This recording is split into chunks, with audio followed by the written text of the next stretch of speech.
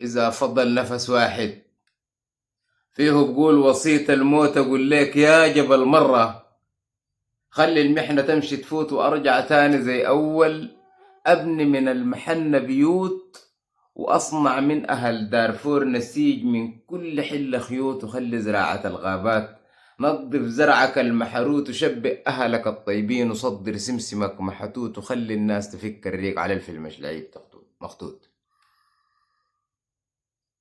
إذا فضل نفس واحد بناشدك فيه يا المحبوب، أقول لك يا جبل مرة وين فاتن جمال ميدوب، وكيف ماتن خيول غرة، وين راحت بغير حلوب، وكيف الزول بيصير حفيان وليش ما بيلبس المركوب. السادة متابعي برنامج رسائل في معركة الكرامة وعلى قناة إشراقات ميديا، السلام عليكم ورحمة الله تعالى وبركاته. أهلا وسهلا في هذه الرسالة المهمة. وهذه الرسالة رسالة قصيرة جدا. هذه الرسالة بعنوان رسالتي إلى الأهل في دار زقاوة. وأنا ببدأ هذه الرسالة برد على المدعو شغب، وهو من أبناء هذه الدار ومن أبناء الكيان، وأنا سمعت بينصح في الناس في إنه المقاومة الموجودة والمشتركة والجيش والقوة الموجودة من الناس الدارين يدافعوا عن مناطقهم وعن بلدهم وعن دارهم وعن قراهم وعن مزارعهم وعن سعيتهم، بقول لهم أي واحد يدخل سلاحه في جرابه وينتظروا لحد ما الميليشيا تجي تدخل تعوس عوسة والدار تعملوا. أنا السلاح مشترينه لشنو؟ قبيل مجهزينه لشنو؟ السلاح قبيل جايبينه لشنو؟ طالما أصلا أنا بخلي ميليشيا بتنهب، بتسرق، بتقتل، بتهين الناس وبتذلهم، أخليها تخش الغرى والبيوت وأدفن سلاحي وأدفن راسي لشنو؟ ما ده السؤال. انت قلت نحن أبناكم بنحميكم يا شقب. كنت وين في الفاشر لا من أبو لولو قتل 2000 ونسى العدد ودار عيد من جديد؟ كنت وين في الفاشر لا من قتلوا عشرات بل مئات الآلاف من نهلك ومن السودانيين ارتكبت فيهم جريمة هذه الميليشيا؟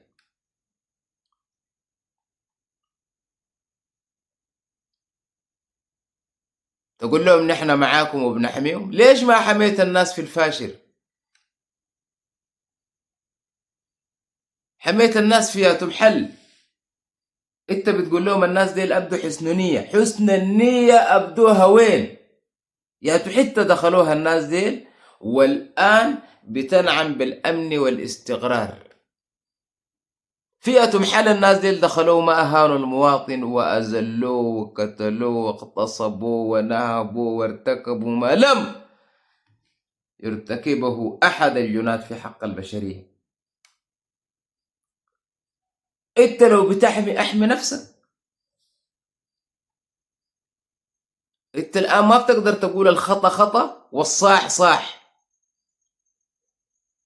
ودار الجلابة اللي بتتكلم عنها أهلك القاعدين فيها الآن أحرار، ما في زول بيزلهم، ما في زول بينهبهم، ما في زول بيسرقهم، ما في زول بضايقهم، مالكين بيوت، مالكين عمارات، راكبين سيارات، شايلين أموالهم، بيودعوا في البنوك. الواحد بشيل كيس قروشه وماشي في الشارع، بيطلع تلفونه وماشي في الشارع. الكلام ده موجود في الفاشل؟ موجود في أتو محل؟ زول بشيل بندقيته يدفنها في الوطا ما في، لأنك بتجي تذله وبتهينه وبيموتوا الآلاف أبرياء. وصيتي من هنا الناس تقاوم وتدافع عن الأرض والعرض والوطن والزول اليوم تم يموت شهيد. الكلام ده أعممه لكل مكان في السودان. أي محل جات داخل فيه الميليشيا دي ما تستسلم، وإنت عندك قوة.